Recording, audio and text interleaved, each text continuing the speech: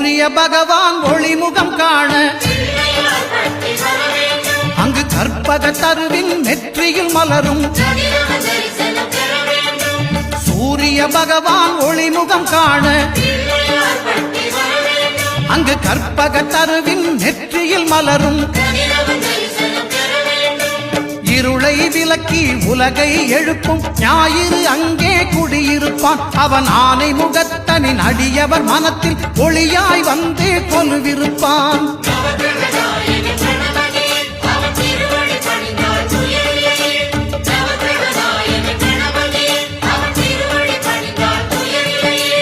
ஒன்பது கோளும் ஒன்றாய் காண அங்கு கற்பகம் என்னும் கடவுளின் மெய்யில்